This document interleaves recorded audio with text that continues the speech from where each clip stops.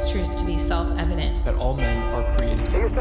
As a member of Congress, I get to have a lot of really interesting people in the office. Experts on what they're talking about. This is the podcast for insights into the issues. China, bioterrorism, Medicare for all. In-depth discussions. Breaking it down into simple terms. We hold these truths. We hold these truths. With Dan Crenshaw. The Eagle has landed. Welcome back to Hold These Truths. Give us 5 stars. Because it's the best podcast you've heard today and forever. So today we're going to dive into the evolving situation in Syria. I've touched this a little bit on my SitRep podcast. If you haven't seen those, check those out. Those are just like short news of the day podcasts. These are our longer form interview podcasts where you actually learn stuff. So I've hit it a little bit, but today we're going to dive in a lot more into this new group called Hay'at Tahrir al-Sham. We're just going to call it HTS. HTS. And we have a great guest with us today to help us break that down. Aaron Zelin, he's one of the foremost experts on the jihadist movements. He's a fellow at the Washington Institute and the founder of jihadology.net.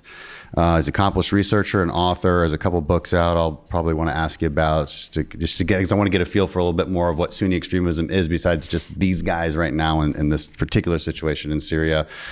But you've been closely following HTS for years, tracked its evolution from an al-Qaeda affiliate to what it at least wants to label itself as a pragmatic jihadist group that overthrew the Assad regime very recently and a bit unexpectedly, ending the family's roughly 50-year reign. So thanks for being on, and I guess let's get started. So actually, I want to know, how do you even get into this business? Why are you so interested in this? In particular Sunni extremism, right? There's Shia. There's a Shia line of this, but the Sunni extremism in particular, what got you started? Sure. Like many people around our general age, I think 9/11 had a huge impact. I'm 25. How old are you? I was 15. I'm 25 now. But yeah, okay. So yeah, we're about the same age. Yeah, I was in junior in high school. I think. I think I was a sophomore. So. Yeah. So, it had a huge impact on me at that time. You're young enough where you kind of have an idea of things outside your hometown, home city area. It's wild. Sorry to interject. I was just in San Diego doing a BUDS/SQT graduation. They've sort of molded them into the same thing kind of now. People don't need to worry about that. But anyway, you become a SEAL, okay, after between 1 and 2 years, depending on how many times you got injured. And I had the honor of speaking at that graduation class because it was class 365 and I was class 265. So it's my centennial class, as we call it, almost 20 years later. And it didn't even occur to me until like the middle of my speech, because I was talking about what our war was. And then I realized, like, holy crap, like, you guys weren't even born yet. And if there's a high chance you weren't born yet, because you'd be too old to be going through BUDS, and it just doesn't work that way. And it's a completely new world for these guys. Yeah, that's the crazy thing, is that for many younger people now, it's history, so they don't get that sort of same innate feeling that we had that day when that happened. And at the time, I wanted to understand why that actually happened. So then when I went to undergraduate school first at Indiana University, Bloomington, I decided to study Arabic, learn about the Middle East, Islam, and all of that, and kind of try and piece it together. And then kind of just snowballed over time, where I kept on studying and kind of ended up now at a typical DC think tank, continuing to look at these groups, even if it's not necessarily the foremost security issue as it was, of course, 20 plus years ago now. Did you learn Arabic pretty well? I tried. As they say, the first 10 years are the hardest. First 10 years, that's probably accurate. So, unless you're fully immersed, and then you also have to pick a dialect. I think a lot of people don't understand. Yeah. It's not like British English versus American English, unless you go real hardcore, like British colloquial. Sure. But there's different words for hand and nose. Depending on whether it's like Levant, Arabic or Egyptian Arabic, it's just completely different. Yeah, and in most universities, they usually just teach you the standard Arabic, which is only on news broadcasts or in newspapers, but not what people speak. Whereas then there's 14 different dialects, at least I think, across the various Arab countries. So. Like, to say I speak Arabic, say that, you can say that in multiple dialects and it'll sound entirely different. They're entirely different words. Yeah. So which one do you focus on? Well, thankfully, because jihadis mainly focus on the standard Arabic because they view all the dialects as polluted by other languages. I've mainly actually focused on the standard, but I could, piece together different words in some of the different dialects based off of some of the travel I've done in North Africa and the Levant. Yeah. I didn't actually know that so there's like your puritanical view of modern standard Arabic. Yeah, so it's not so modern, I guess. It's the Quran. Is it Quranic Arabic? Is that why? Yeah, essentially, because they view other influences, whether historically maybe from like Greek or Latin, or in North Africa like Berber, and then of course during the colonial era like French or something along those lines. And so for them, they view that as not legitimate Arabic. So you go down this path. It becomes sort of you're, I guess, an academic, an author. How do you make a living doing that? I mean, well, my office at the Washington Institute pays my salary. Well, for now, yes, but yes. I mean, early on, like how does somebody, if they're interested in kind of following in your footsteps, it's not easy being interested in something. Well, it was the World War on Terror, so there was a demand for people like you, but I mean, it also helped that I was one of the early adopters of Twitter before it was X back in like 2007, 2008, and I was just like starting to like tweet about everything going on in the region and the jihadi groups. And I also started to translate a lot of the content from the Arabic into English, which is why I created the jihadology website. Okay. And people started to notice me when I was like really young, like in my early 20s. And that gave me the opportunity to kind of like write for places like Foreign Policy, Foreign Affairs, The Atlantic, et cetera. Okay. At a pretty young age. And then the Washington Institute kind of discovered me, and I've been there now for almost 13 years. It goes to show, I mean, if you know what you're talking about and you put out good content, you can be successful. I think a lot of people just want to regurgitate old stuff. One of the, like, where do you find good sources on something like HTS? I mean, is that something you saw coming, that overthrow quickly? Were you following maybe different, whether it's Twitter threads or who knows what kind of sources? Was that an observable phenomenon? And how do you recommend experts in this field actually get their news? Well, I mean, in terms of the group HTS, they primarily put a lot of their propaganda or content media releases on Telegram, which is an encrypted application. I mean, in terms of the actual overthrow, I don't think anybody foresaw it happening right now, or that it would have happened in like 10 or 11 days. There are definitely indications. Maybe not even HTS. No, I mean, personally, I don't think that they were attempting to overthrow the regime when they first started that offensive on November 27th. I think they're just trying to get Aleppo, which is the second largest country in Syria, and then going from there and then seeing what happens. But there was no counteroffensive by the regime, by the Iranians or the Russians, and they're like, all right, let's keep on going, essentially. Interesting. I mean, I always felt like at some point the regime would fall, maybe in like 5 or 10 years, just because it more or less hollowed itself out as a entity, because they essentially became a narco state over the last few years ahead of the fall. Because of all of the sanctions that were on it, it was one of the only ways it was able to get money beyond, obviously, the support from Russia and Iran. What's the drug called? Captagon. Captagon, yeah, it's a big deal. Exactly. If not a lot of people know about it, but I guess popular in Europe. Like, what kind of drug is this? Is it essentially like type? Methamphetamine, yes. Yeah, and it grows, or are they It's just a pill, so it's more like a pharmaceutical type of situation. So they would create like these warehouses in the country, and then they would, put it in like furniture and fruit, and then smuggle it to wherever. And Hezbollah was also involved in this trade as well, alongside the regime. It's crazy how they became. I mean, it's a billion-dollar industry, I'm sure. So what is that? That's a curious question. What is that industry doing now? Where is Captagon? No, it's definitely a good question. I mean, one of the things the new government of Syria, these HTS guys, have actually been going after these remnant networks. So because it's no longer a state enterprise, it's obviously gone down, but now it's more at the black market level. Are they going after it in the sense they want to control it, or in the sense that they think it's I mean, if they're the Sunni jihadists they say they are, or at least let's say the Sunni purists they say they are, drugs would be bad. It would be forbidden. Yeah, no, they've taken them and burned them, essentially. Okay. And they've found a bunch of warehouses, and they've been busting a bunch of Captagon-related cells, whether related to remnants of the regime as well as Hezbollah. So, from a U.S. policy perspective, that's obviously a good thing. Yeah. No, I mean, I don't think we have Captagon in the U.S. to a big degree, but it affected our European partners as well as our allies in like the Gulf states too. Really? Yeah. Is it related to khat, the kind of thing they chew in Somalia, or is this totally different? It's different. That's more just like a leafy thing that gives you a little bit of a cocaine, buzz. And then this is like the synthetic version of it. Supercharge you. Yeah, interesting.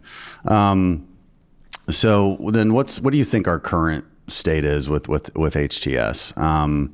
And maybe a little rundown of who they were, who they say they are now. Yeah, I mean, essentially, at the beginning of the Syrian civil war, a group of people that had previously been a part of what we now call the Islamic State when they were in Iraq, they sent about 7 people over the border into Syria in the summer of 2011. And then they started I was there that summer. to recruit people in Syria, and they officially announced themselves publicly in January 2012, calling themselves Jabhat al-Nusra, or the support front, essentially. Yep. And so at that point, they're essentially a branch of the Islamic State of Iraq, which is what they were calling themselves at the time. The U.S. designated them by December 2012, essentially saying that this is a branch of the group. But there were disagreements between the leader of the new group, Jabhat al-Nusra, Abu Muhammad al-Jalani, and then the leader of ISIS at the time, Abu Bakr al-Baghdadi, who was obviously killed in the special operation. Like a dog. Yeah. Killed like a dog. Exactly. By Trump. Yeah.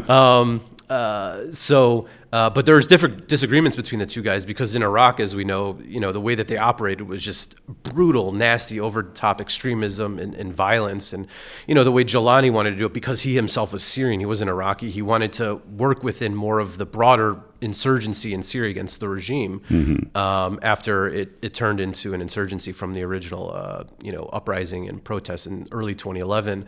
And therefore, they're able to ingratiate themselves and build more roots within the broader population in a way that we really hadn't seen before amongst a lot of other jihadi It was groups. almost like there's like these. So there's multiple levels of anti-regime groups. Maybe we need to back up even further in history to really paint a picture here for people. So, Iraq War.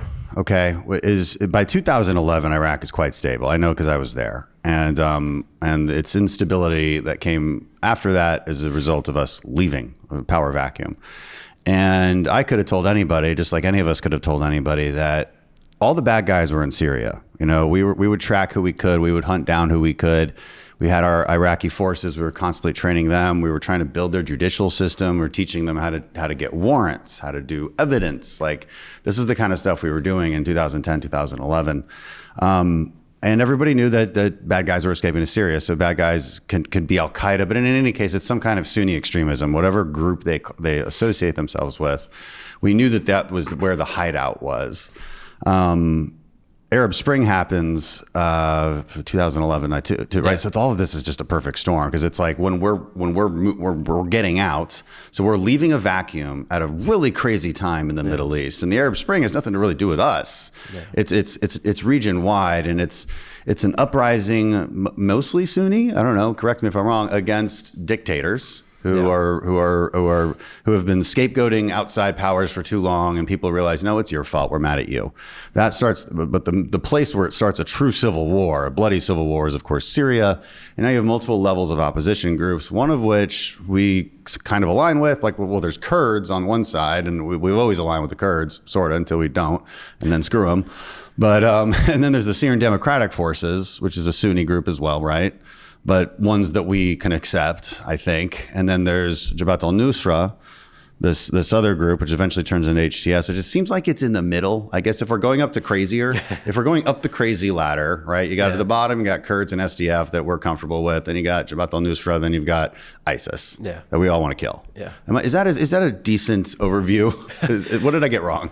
Yeah, I mean, it's complicated because at the height of the Civil War, there are like 1,000 different groups, but essentially you had more of these like secular or nationalist type groups that were mainly oriented towards what originally was the Free Syrian Army. I forgot about that one. Yeah. Well, I mean, it's not around anymore, so it's part of the reason. But and then you had sort of more of these like garden variety Islamist and Salafist types that were mainly run by this group called al-Sham, which was an ally of Jabhat al-Nusra, but was deemed as less extreme and also was never like a designated terrorist group. And then, of course, you had Nusra, and then after that, of course, ISIS, essentially. But going back to what we were originally speaking about, essentially, is that by April 2013, though, because Baghdadi was not happy that Jalani was essentially not extinguishing and going after all of these, secular activists or other insurgent factions, there was this break because Baghdadi essentially announced that, no, we're no longer just the Islamic State of Iraq, but we're the Islamic State of Iraq and al-Sham, and that this whole time, Jabhat al-Nusra has been a part of our branch, so we're one and the same, essentially. And as a pivot, Jolani is essentially like, no, dude, this isn't happening. And he pledged allegiance, or a religious oath of allegiance, a bay'ah, as they say, to Ayman al-Zawahiri, who became the leader of al-Qaeda after, bin Laden was killed, sort of to still give away some level of legitimacy to their movement as a consequence of, them losing a lot of supporters as a result of ISIS officially going in there. I mean, 90% of the foreign fighters. It feels like politics, right? You've got your extreme wing that wants you to be pure and extreme on everything, and that's like the ISIS wing. Yeah. And in order for Jolani to kind of maintain at least some of that support, he has to pledge allegiance to Al-Qaeda. Yeah. Now, Al-Qaeda by this point, I mean, what is al-Zawahiri even doing? We've decimated Al-Qaeda for years by this point. And so, it feels to me like politics. Like he's like in many ways. I mean, now looking looking back at it from now, it's sort of this like intermediate stage to get to where he, I think, really wanted to go in many respects. And that's a question I think a lot of us have right now. Is okay, so who is? I mean, it's still him in charge. Yeah. So like, what is this guy's core beliefs? I mean, really, because there's been what you've done and said over the years. There's what you're saying now. And you're saying more or less the right things. Everybody feels cautiously optimistic. How do we have any way of knowing what his real core belief system is? I think that's the biggest challenge, even for those that have studied this, because many people call him a chameleon, that he kind of pivots at all the right moments to continue to gain more power. And some people view it as him just only caring about being in power, because essentially he wasn't elected as this new president, even though they claim that they did it under some legal methodology, though I'm still quite not really curious how that actually went or not. But so I mean, for me right now, at least, a lot of it is making sure that they're saying the right things and then they're actually following through on it. And for the most part, they have. The biggest issue is that they're still trying to build out support beyond their former core people and being more inclusive. But this is obviously a slow process, because they don't want to just lose the people that are essentially his Praetorian Guard, more or less, because then he could be exposed to any types of plots. Which tend to be the most extreme people. So it's like this tug and pull between trying to keep those people happy while trying to bring in the rest of society, which just want obviously water and wants electricity. Yeah, exactly. I mean, exactly. And that's what they've said too. They're like, look, our priorities are just like stuff that makes people and the thing makes people be alive, like water and electricity. And the thing is good. At least over the last 3+ months now, we haven't seen them trying to force any of their ideas on anybody else. I mean, part of it was this broader evolution and transformation process that they did eventually, in terms of realizing that you can't actually force this on people, because then either people will resent you or they become hypocrites.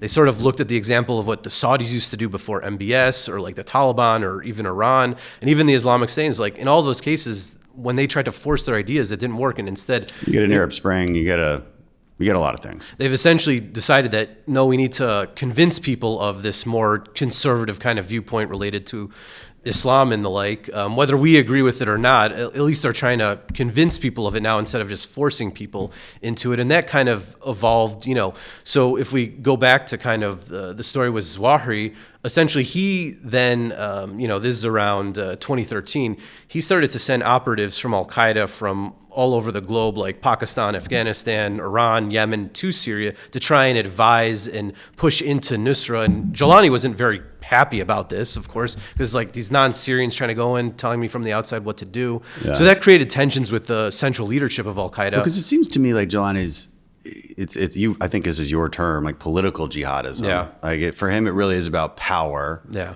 Which, as a Westerner, I prefer that, because I understand that. And now, because you have an incentive structure surrounding your quest for power. Sure. We can deal with that. What we can't deal with is jihadist ideology. Yeah. That is completely incoherent to the Western mind. It doesn't make any sense. I mean, people always want to blame ourselves, and I want to get to this part of the conversation because I think it's probably the more interesting one, but just going long history of jihadism and why it happened.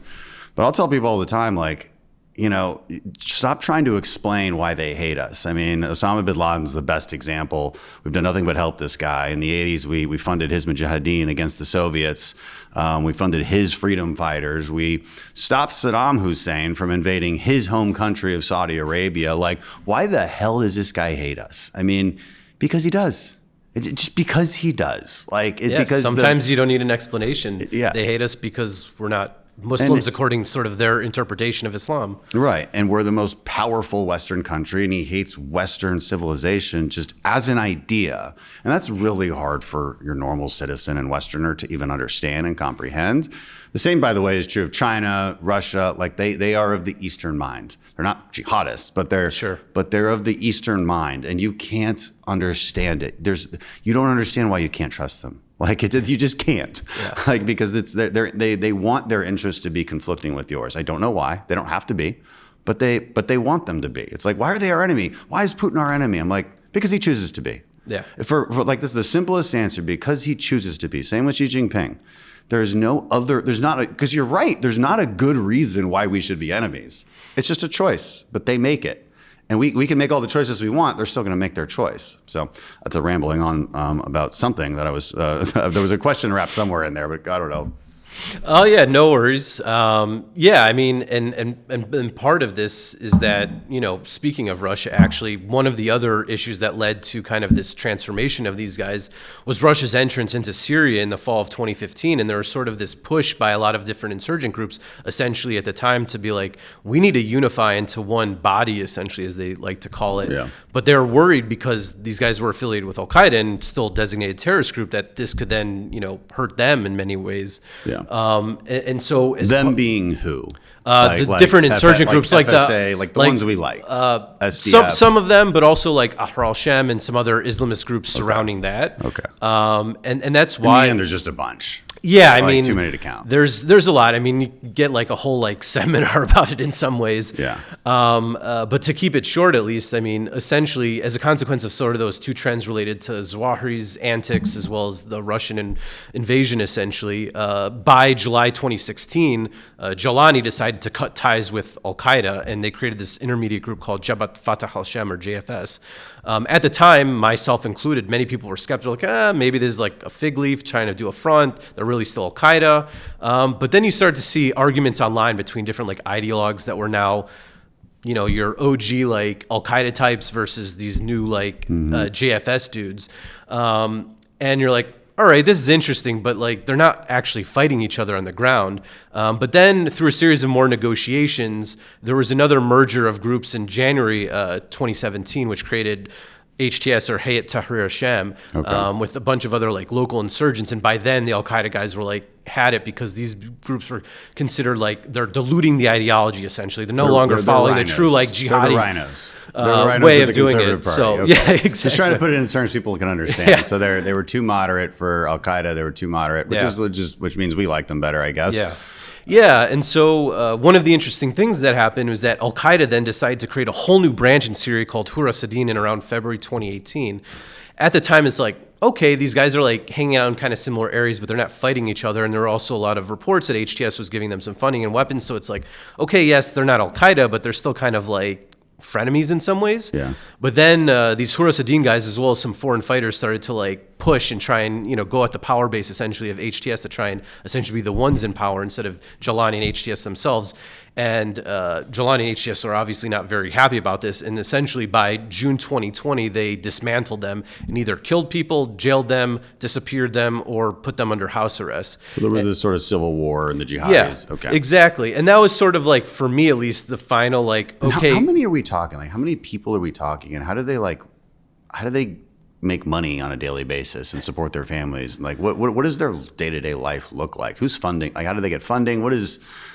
It's not something we talk about. I mean, in terms of HTS, around this time in, you know, the fall of 2017, they set up this civilian government that they called the Syrian Salvation Government. So they started making money off of like taxation, but also the commerce, as well as the border controls, because they conlled a few of the borders with Turkey. So they're kind of de facto governance. Yeah, they essentially... They're east of the Euphrates, basically. Like, I mean, you've got your established areas where the government controls and where... Yeah, so these guys were essentially in northwest Syria along the Turkish border. Okay. Whereas, you know, when we're talking about like ISIS and sort of the global coalition, everything along those lines, by that time, ISIS is mainly like in the northeast and eastern part of Syria. So by that time, they're in separate zones because they essentially fought each other for a number of years and kind of like, okay, you do your thing here, we'll do our own thing here, we don't like you. What does the rest of the leaders in the region think about all this? Like, what is there any evidence the Turks wanted this to happen or didn't want it to happen? You know, how did I think we know how his well, I don't know. Let's go through it. I mean, the Turks, the Lebanese, the Israelis, Jordan, Iraq, everybody's sort of watching what is happening here. Yeah. Was there any support given that we know about to HTS? I mean, for the most part, they're relatively independent. However, in the couple of years before the fall of the regime, we did see more behind the scenes, like clandestine support from Turkey's intelligence agency, the MIT, in terms of like weapons, training, and some money. Yeah, to HTS. So Turkey does not like. I know I'm getting really basic here, but this is for the sake of the podcast. Like, because sometimes we'll get a little too advanced, and it's like the point is just teach people. So, like, why do the Turks not like Assad? Well, essentially, they were massacring Sunnis, and the president of Turkey, Erdogan, he's a Sunni Islamist himself, and therefore he wanted to be seen as being a protector of the Sunnis, as well as the fact that there's all this discussion about. Well, he doesn't like chaos either.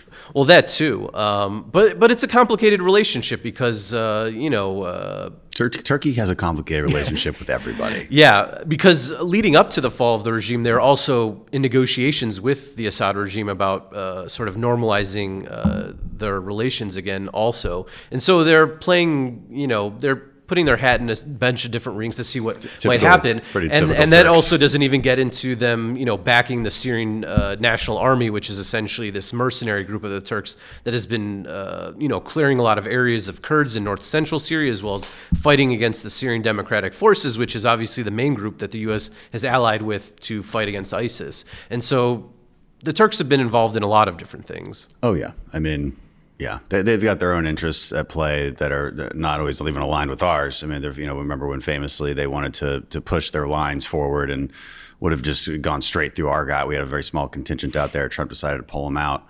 to avoid any problems. Yeah. But we were leaving behind our Kurdish allies, and it's not a great look. But also, what are you supposed to do? That was a difficult situation for the president then. In the framing all of this is this interesting tendency in conflicted countries in the region to have dictators who are part of the minority ruling the country. And it never seems to go well.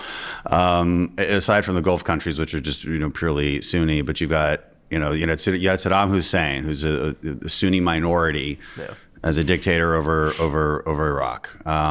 You've got a similar situation, but opposite, right? Assad is a Shia Alawite, whatever the heck that means, over a largely Sunni population. And then now these things have sort of been corrected, sort of. But how did we even get to those points where that kind of, and it was stable. I mean, dictatorships are stable. The Assad family has a history of just completely destroying entire cities of their own country when there's an uprising, which is what they tried to do again in the Arab Spring, but it was a different world. I guess maybe because social media, maybe because people could communicate better, it didn't work out so well this time for them, even though it had for 50 years. I don't know what I guess what I'm asking you is to give us maybe some sort of history lesson onto how the heck these strange arrangements in Lebanon's an even stranger arrangement, how these even come to be, and like what role we have as the U.S. to even deal with it. Yeah, I mean, a lot of it goes back to a variety of processes within the Syrian military and the aftermath of sort of France leaving post World War II essentially. And there was I think 12 or 14 coups in 15 years in Syria. Some of them internally sponsored, some of them sponsored by the Soviets, some of them sponsored by the US. But essentially, because of that, there are a ton of purges along the lines, and essentially the Sunnis purged themselves out. And by the time we got to the early to mid 1960s, a number of Alawite figures essentially took over the military and then did their own coup, which first led to the Ba'athist Party coming into power, and then later Bashar al-Assad, the now former leader of Syria, his father Hafez, he essentially did his own coup in 1970. And immediately there was sort of tension with the Sunni population, which eventually ended in 1982 when he essentially destroyed the city of Hama. Mm-hmm. There's still not accurate figures on how many people were killed, but that's what I was talking about. But essentially within a week or two, 20 to 40,000 people were killed. A bunch of neighborhoods were razed. I mean, like you said, I think a lot of it has to do with the information environment at the time and nobody really knowing what's going on until after the They just fact. know that if you mess with the regime, you die. And you die in a very, very brutal and quick and exactly. serious way. And the thing to note too, related to Bashar, at least since 2011, is he essentially said that it's either Assad or we burn the country, and they did burn the country, which obviously is not ideal. And one of the things that many people have to grapple with now, one of the challenges when we're looking at this post-regime era is that 1/3 of the buildings in Syria are actually destroyed, either complete rubble or like hollowed out where you can't live in it. So even before you can like do rebuilding or reconstruction, as people have talked about now the last few months, you gotta like remove all of that. And so it's this huge effort. If you ever remodeled a bathroom, you realize that 75% of the work is actually demo. And removing the rubble that you've destroyed, and then the building part is the easy part.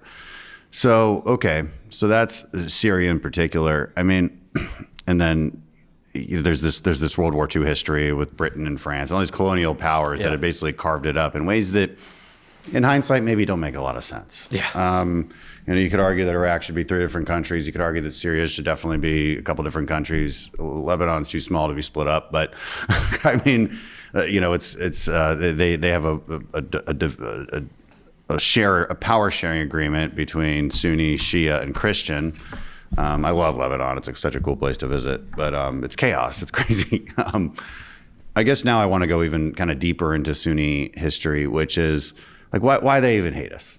I mean, look, you can find people online who are like, look, the Quran is teaching you to murder. Like, that's what it is. But I know plenty of, like, I've worked with Muslims. I grew up in Egypt. Like, I lived in a Muslim country before I even came to the U.S. Like, I don't remember it. I was too young. My dad was in the oil and gas business. So I grew up in Houston, but I lived in Cairo for a bit. Like, I can hear very good arguments from good, decent, family-loving Muslims about why it's a religion of love. Yeah. So what are we supposed to do with that? What is the truth? You seem like somebody who studied this. I mean, it's obviously complicated. There's 1.2 billion Muslims. The truth is always somewhere in between. So not everybody follows the same, interpretation, and But some would argue it's not even an interpretation. It's like literally says you must kill the enemy. So like what's the truth? That's fair. But I mean, if you look at some of the stuff in the Old Testament too, I guess you could interpret it as similar types of things as well. And most people are like, yeah, well, that's like 4,000 or 5,000 years or whatever. Yeah. And so I think a lot of Sunni Muslims or Shia Muslims for that matter, are like, well, that was in that particular context at that particular time. It doesn't necessarily apply to what's going on now. And as one of my buddies likes to say that in any society, there's like 10% assholes, and then there's 1% violent assholes, and essentially these are the guys. And part of it is that psychopaths. Because Jordan Peterson tells me that all the time. He's like, there's about 7% of the population are psychopaths. Yeah, that doesn't mean that because people hear psychopath, they think like serial killer. It's like no, just psychopathic psychological tendencies. Sure. And I'm like, that sounds about right. I don't know where he got that number from, but it sounds about right given what I see broadly. But I mean, in terms of jihadis and the way we look at it now, a lot of it goes back to the medieval ages with this figure called Ibn Taymiyyah, and he was sort of living through the age where the Mongols came into the Middle East as well as Eurasia and took over lots of parts of it, and it created this crisis of identity. It was the first time that essentially Muslims weren't truly in charge of the area, and that kind of created this radicalization process, which created some more extreme ideas, which then a few hundred years later was funneled through the Wahhabist ideas that the Saudis then picked up. Obviously, they've reformed a number of things in recent years with MBS, but then sort of what we now call these contemporary jihadis, especially like Bin Laden, 1980s, all that stuff. That's sort of this fusion of the Ibn Taymiyyah Wahhabist ideas alongside some of more of the activist revolutionary ideas of like the Muslim Brotherhood, and kind of came together. Well, it's funny because like two of our biggest allies, Egypt and Saudi Arabia, all of the birthplace of this ideology came from those two. I mean, Wahhabism and Muslim and it kind of all fused together when they all met each other essentially in the 80s in Afghanistan. Wait, you're crazy? I'm crazy too. Let's do crazy shit and burn down buildings. And then it kind of just evolved from there. That's not the academic way to say it. But Yeah, and then it kind of just evolved from there, and then there was some more extreme versions of it, which led to somebody like Zarqawi in Iraq, who was obviously even more extreme than bin Laden, which obviously is now what we know of the Islamic State, which is eventually led to sort of that split between Al-Qaeda and the Islamic State in the 2013 time period. And then obviously what we're seeing now with HTS and Jelani in many ways is sort of like... That split for a second. Like, is that an ideological split or is that just a power split? I think it's a little bit of both. I think Zawahiri and Baghdadi at the time did not like each other for sure. But also, essentially, Baghdadi and the people around him had this view that, like, if you don't do takfir or excommunication against people that are not following their viewpoint, then you yourself should be excommunicated as well. And all that then legitimizes shedding blood. And so, what people call it is essentially like this chain takfir, whereas Al-Qaeda is essentially like, that's a bit too extreme for us, and we also need to try and get people's support. A bit too extreme for Al-Qaeda. Exactly. That's what we're thinking about when we're talking about ISIS. Oh, for sure. ISIS, objectively is more extreme than Al-Qaeda as far as their tactics and, burning people alive, beheading people, drowning them in cages. It's interesting because I work on the cartel issue a lot, the Mexican cartels. They got those ideas from the Mexicans. Oh, interesting. They were doing way bloodier stuff for way longer without any Sunni ideology to back them up. They just sort of have a death worship cult. That's a whole other podcast, but it's wild. They've been doing this stuff for a long time. The most brutal of brutal killings. We had a guy on my podcast, an ex cartel member. Associate of the Sinaloa cartel, who kind of went, turned and went into hiding, and now actually talks to us. But we don't give his name and we don't put his face on anything. But I was like, "What's the craziest thing you ever saw?" He's like, "Well, I had a meeting with El Chapo, and I was just walking up the driveway, and there was a guy who was skinned alive, chained to a tree. Jesus. And he was still breathing. And I'm like, what did he? I don't even know what to say. It's like, it's like you didn't even see that kind of stuff with these guys. Maybe with ISIS, maybe some skinning. I don't know. Not as far as I'm aware, but they also were involved in sex slavery too of the Yazidis as well. So they're brutal, bad stuff. They were taking wives and women were actually volunteering for this stuff in some cases, which was a little wild. That time period was crazy. But we did decimate them to a degree. How much did we decimate them, do you think, ISIS? Where is ISIS right now?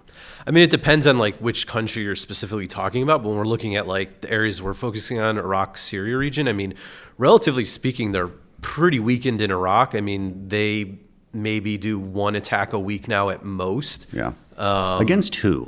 Who were they attacking? It's in rural areas against a security person. It's not really affecting daily life at all in Iraq anymore. Whereas in Syria, you still have had this low boiling insurgency going on where the U.S., the coalition, and the SDF has been continuing to fight them. But one of the opportunities now that Assad is gone, because he created a lot of the grievances that led to this recruitment, as well as the fact that the new government fights against ISIS, that maybe there can be an actual enduring defeat. Obviously, with any crazy, ideology, whether it's Nazism or communism or whatever, there's always going to be somebody that believes in it and trying to do something. But the goal is that it doesn't affect daily life, and most people are more laughing at the person than anything like you're a loser. And so there's the potential now where this could actually happen with these guys in power, because one of the questions that many have now is whether the new government would be willing to join the global coalition. And there was actually just an agreement today, Monday, between Ahmad al-Shara, which is the real name of Abu Muhammad al-Jalani, which is what he's going by now, and Mazlum Abdi, who's the head of the SDF, essentially coming together. They signed an agreement that they're going to integrate with each other. And one of the important things to point out, too, since the fall of the regime, is that CENTCOM has actually provided some intelligence to the new government in Damascus related to ISIS cells and has helped break them up to make sure that nothing bad happens. And on the other way, we've also seen that the new government has also provided some intel to CENTCOM to help out with some of the drone strikes against the remnants of Al-Qaeda too, these Hurasadin guys. What was interesting to me, and an answer I've been trying to grasp from either the Biden administration or the Trump administration, is when this happened, right, when HTS took over, immediately the U.S. started bombing a lot of ISIS sites. why weren't we bombing them before? That I don't have a good answer for. Well, I mean, part of it is this was the area that the Assad regime was nominally controlling, and then the Russians were obviously controlling the airspace. So there was kind of deconfliction between the U.S. and the Russians, and obviously, I don't think anybody wants to get in like some turf war over CT type of stuff. No. But of course, the regime cared more about the opposition than ISIS in many respects, so they weren't always, mowing the grass, for a lack of a better term, related to ISIS. So why is that? Why would Assad care more about it? Just because they viewed it as more of a threat to their power, and they also knew that everybody hated ISIS. So if ISIS was able to get strong, they knew like the U.S. would come in and just kick their ass essentially. Now ISIS-K, different story, right? Still, I don't know how many fighters we might say they have in Afghanistan. Yeah. And another interesting topic about the Taliban, which would you categorize the Taliban as well as sort of a political jihadism? I mean, it's definitely a strand, though. I would say that HTS and the Taliban are different for a few reasons. I mean, one of them, the Taliban still gaslights everybody about related to al-Qaeda. I mean, al-Qaeda still is operating in Afghanistan, and they've never turned on them, whereas HTS turned on al-Qaeda. And then also the issue of women. I mean, as we know, the Taliban treats far women more like puritanical. There's no talk of inclusivity. And whereas HTS is allowing women to go to college, be a part of the government. I mean, the head of the central bank in Syria now is a woman. Really? That's okay. And they're not like massive differences. And they're not forcing women to veil either right now. Right. At least Really? right now. I mean, hopefully that continues. Yeah. And one of the interesting things too is Might even be more moderate than Saudi Arabia. is as part of their evolution from 2017 on, we saw that by late 2021, early 2022, they also stopped doing sort of the moral policing type of activity where they would try and force people to veil or force them to like pray at a certain time or do X, Y, and Z related to the rules of Islam. How worried are you about Afghanistan? Because I mean, I see Afghanistan as exactly the same situation as pre 9/11. I don't see any differences.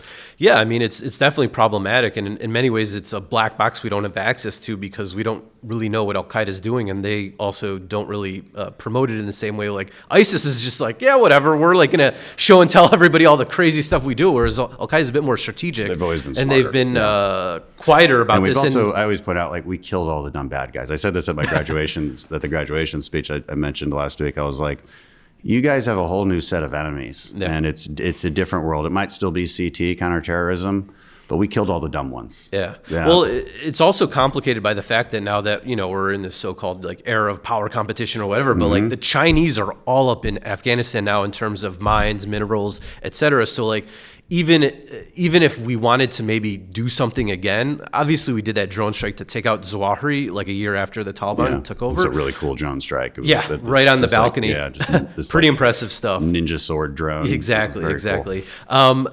But that makes it much more difficult if they essentially have another patron, essentially like the Chinese are doing in Afghanistan. If there was How do you think a true that goes boiling for the Chinese? I mean, that's a lot of risk. Just trying to. I mean, it's definitely could be a risk because there's obviously still those Uyghur foreign fighters that are in Afghanistan that, of course, want to take over Xinjiang from the Chinese and all the terrible things that the Chinese did to the Uyghur population. I don't think a lot of people are aware of that. So there's a contingent of Uyghur Muslims. Okay, so just for context, everybody, Uyghur Muslims are the slaves of the Chinese. They a lot of your products might be made by Uyghur Muslims. It's an enslaved population in China. It's a huge human rights issue.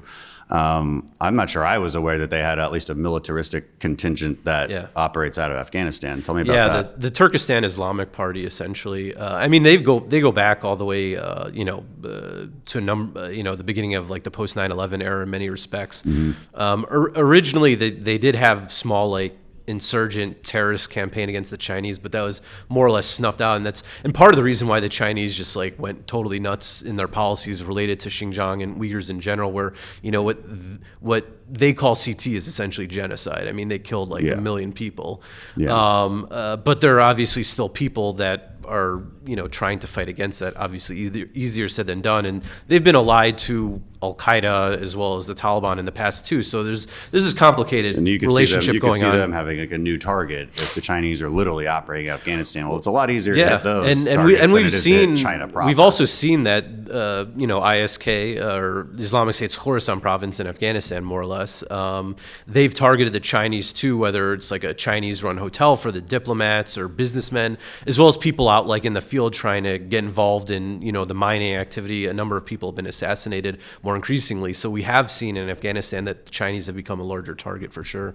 Well, that doesn't make me upset. What about the drug trade in Afghanistan, the opium trade? Who runs that? Is this ISIS-K's deal, or like is this still the Haqqani network still doing this? I think it's still how it was before. I think from my understanding, ISIS-K has been Haqqani more network? related to like illegal timber trade and things along those lines. Maybe as we wrap up, I still want to kind of get a general idea, and maybe like the ultimate question is, again, like, why do they hate us? I mean, why does this brand, whether it's Shia ideology, because the Iranians obviously don't like us very much either, you know, and the basis for not liking us is simply that we are you know, infidels, and right, like, if you take their word for it. A lot of Jihad veterans like to get the tattoo in Arabic. What is it again? It's kafir. Yeah. Well, like they like to get the tattoo as a sort of a. I've considered getting the tattoo myself. Because it's sort of a badge of honor. Yeah, like, yes, exactly. I'm the infidel you were trying to kill. Yeah. You know, and we talked a little bit how it has its roots in the Muslim Brotherhood and Wahhabism and Puritanism. But again, like practically speaking, as I laid out before, Osama bin Laden doesn't have a lot of practical reasons for hating us. He has practical reasons for liking the United States, and yet they don't. And is that something that ever changes? Or is that just too generational? I mean, I think a lot of it goes down to whether people take things literally or not, or whether they view it as a particular context in the 7th century or not. And the hope is, I think, you know, turning this back to this broader conversation, is that a group like HTS and what we're seeing in Syria now is that there's this third way where you don't have to go down this path but still achieve some level of power, even if, you know, we don't necessarily agree with their general worldview. At least it's pragmatic on some level, that they're not trying to do things that are trying to completely upend the world order, more or less. Or should we be worried then if things are, I don't want to say stabilizing, but they kind of are in the Middle East as far as these ideologies go? You know, groups like ISIS being marginalized, groups like ISIS in Afghanistan still being, I mean, they're enemies with the Taliban, and we don't like the Taliban, but at least, and they do harbor al-Qaeda, which again sets the conditions again for 9/11. But there is a stabilization trend, I suppose. But the other thing we hear a lot about is a lot of these crazy movements moving into Africa. Yeah. And where we have even less visibility. And the Europeans, where the French used to have a lot of visibility, they don't have visibility anymore. How worried should we be about that being, I guess, the next power vacuum where some kind of attack takes place? And is that what they want to do? You know, I mean, they've definitely put a lot of resources into their efforts in sort of the West Africa region, as well as East Africa, as well as Southern Africa, whether you're going all the way from Nigeria to Mali to Somalia to Mozambique and countries in between, where they've built up, you know, for example, the Islamic State controls territory in 4 African countries, and yet you wouldn't have any idea of this because it's not in the news. Yeah. We also have you wouldn't even know where those 4 African countries are. Exactly. If you said them. And there's foreign fighters coming into these countries too to join up. That was my next question. Not at the same level as like we saw in Syria like a decade ago, but you do see people from Europe as well as different parts of Africa and the Middle East, and it's one of the reasons why we've seen, you know, also not really in the news, but this campaign by local forces in Somalia to try and push the IS Somalia group out, because they've essentially become a key hub in IS's global operations, because sort of this nerve center between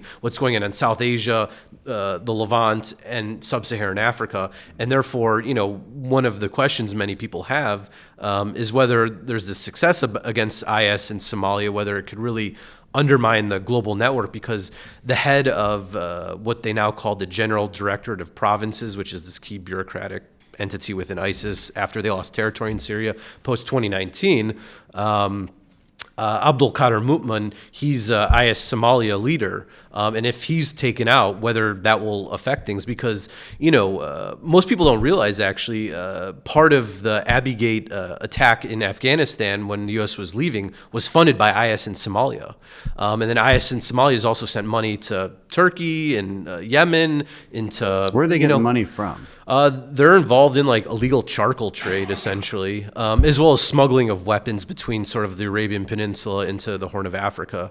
And the thing is that there's not a ton of guys in the group, and they don't need to hold a ton of territory, but because there's a small cohort, they have a lot of excess, money, and they're able to disperse it across IS's global network, essentially.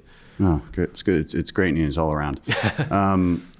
And you know what a question a lot of people have is Qatar's role in all of this. Because they have to kind of play both sides. They're right next to Iran. They are often that intermediary between Taliban and us, or between Iran or Hezbollah, Hamas, and Israelis. Like, what explain for people who don't understand Qatar politics, like what, and when we have one of our major bases there. Yeah.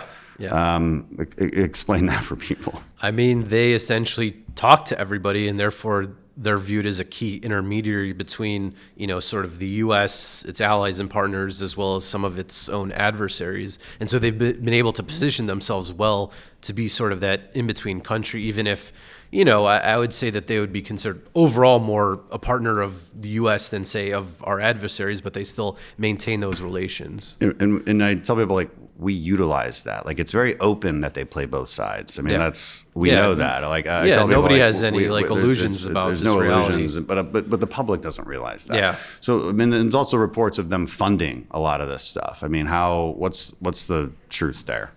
I mean, it depends which particular group we're talking about. But I mean, if we're talking about, say, the HTS and its predecessors, during one of the agreements related to handing over some people that had been kidnapped earlier in the Syrian war, as part of it, the Qataris gave money to Jabhat al-Nusra, and so they got some funding that way. In terms of, say, Hamas, obviously there was the agreement between Israel and Qatar related to the paying of salaries of Hamas's government before, obviously, the 10/7 attack. And so Qatar was essentially... Israelis agreed to that. Yes, they did. Yeah, exactly. Which is one of the crazy things when we're thinking about everything that happened. They might regret that now, but sure. It demonstrates how complicated this stuff is. It's not as simple as the Qataris were funding a terrorist group for the sake of terrorism. Yeah. There's a little bit more complication. Yeah, a lot of it was related to government jobs, healthcare, the economic interests, and then of course money becomes fungible. And as well as like dual-use products that were coming in through the tunnels from Egypt that Hamas, instead of building infrastructure, would then turn into missiles and other types of their tunnels, I guess you could say too. Yeah. Now, in hindsight, there's probably some regret there. Most definitely. But yeah, I don't think people realize one of our major air bases is right there, just outside of Doha, and it's not something we want to give up anytime soon. And they act as sort of a Switzerland of the Middle East. I mean, I don't want to compare them to Switzerland too much because the Swiss are nice and cool, but but it's the situation with Qatar is more complicated than people realize. What would you say as far as because look, when it comes down to it, like the conversations about Sunni extremism and counterterrorism in general have really not been front and center on our radar for a while. We talk about China a lot more, right? Where we're in the midst of trying to negotiate a peace with Ukraine and Russia. This is taking up all of our headspace. Me personally, my focus is the cartels in Mexico because that's close to home and probably the largest, most well-funded, meanest insurgency in the world. I think outdoes anything that the current Sunni jihadists could do. So, are we turning too much of a blind eye to this? And what do you think the biggest threat is in the future? Like the potential for the next 9/11. Where does that come from? I mean, I definitely think Afghanistan is one place that we could foresee it. I mean, there's still to worry about ISIS-K. They've been the most active in terms of external attacks over the last year or two, whether we saw that big attack in Iran and Russia last year, or some smaller ones in Turkey and Germany and Austria. We obviously still see inspired attacks. I mean, just during New Year's, unfortunately, there was the attack in New Orleans. Right. That guy was inspired by ISIS. And, the FBI is still arresting people all of the time, unfortunately, even if it's not a top news story as it might have been like 20 years ago. But, you see people trying to attack churches in Idaho or things downtown in New York City still. Like it's in random. It's not just like the big cities either. The threat is as big as it ever was. Yeah. I think the only maybe difference is we've learned to to investigate and deal with the threat. Yeah, and also kind of right-size it instead of just like invading countries and then like taking them over and realizing we don't really actually know how to function in other country, more or less. Whereas now a lot of it's based off of intelligence, special forces, a lot of cooperation with allies and partners, which has definitely helped. And then of course beefing up our own security at the homeland as well. Yeah, our intelligence picture has improved, which is why it's so important to continue to work with all of our allies related to this. I mean, a lot of the attacks that were actually stopped in the last year was as a result of the U.S. providing intelligence to our allies, like the Taylor Swift concert in Austria that was a plot that thankfully was broken up last summer, just as one example. And probably through a lot of our intelligence, not so much, but we were sharing it with the Austrians. Austrians. Yeah, exactly. We would hope that I think the Europeans are finally taking this a little bit more seriously. That in general, you got to defend yourselves against Russia. You got to defend yourselves against jihadists. Yeah, I mean, what happened in Syria with ISIS and all the foreign fighters was definitely a huge wake-up call. And then, of course, the attacks in Paris and Brussels in 2015-16, they really changed a lot. They also started to work together within Europe more closely in terms of intelligence sharing as well as law enforcement and things along those lines. They're also so much more vulnerable with their Muslim populations. I mean, when we have Muslim populations in the U.S., we do, I think, culturally integrate immigrants. They're also usually more like white-collar people, too, versus migrants that are more at the lower socioeconomic status, I guess you could say. Yeah. Although, then again, what's interesting is that socioeconomic status, and you tell me if I'm wrong, but what I've read is it's not the best indicator for whether not necessarily. You're that's true. I mean, we see people joining the jihadi movement from all walks of life. I mean, as we talked about before with bin Laden, like rich he guy, grew up in a silver wealthy. spoon or whatever. Yeah. So we see people that are well off, not well off, educated, not educated, and everything in between. Right. So you think if we were to, it's still Afghanistan as far as the power vacuum, what we should be most worried about, not even Africa. Yeah, I mean, we still haven't seen signs really that they've tried to do plots from Africa. There have been a few cases related to IS in Somalia, but it hasn't been like big enough. It's more like these small like stabbing type things. They're still more like local. Yeah, it's more like focused. Local or regional countries around those conflicts. One question I didn't ask, but you kind of answered it about like what is the demographic makeup of a jihadi group, whether it's ISIS or the many others that are al-Shabaab or whatever that exist in the African region.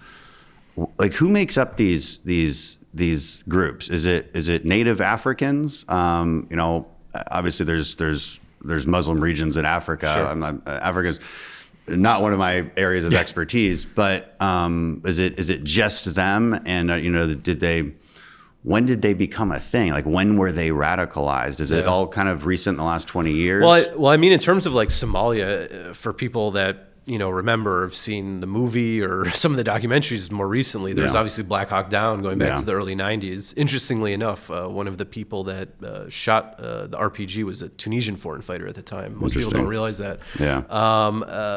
And so, in a place like Somalia, you'll get like people from Ethiopia, Tanzania, Kenya, like surrounding countries. But then more recently, you've also seen Arabs coming into places like that from like Yemen or Saudi Arabia, even Egypt and the like. Whereas in West Africa, you have more, people from like Mali, Nigeria, Niger, Cameroon, Burkina Faso, Senegal, et cetera, et cetera. But because that kind of connects to some of the migrant routes, you've also seen some European foreign fighters going in there as well, especially from like Spain. Interesting. And the like, as well as some people from like Tunisia and Morocco as well from North Africa.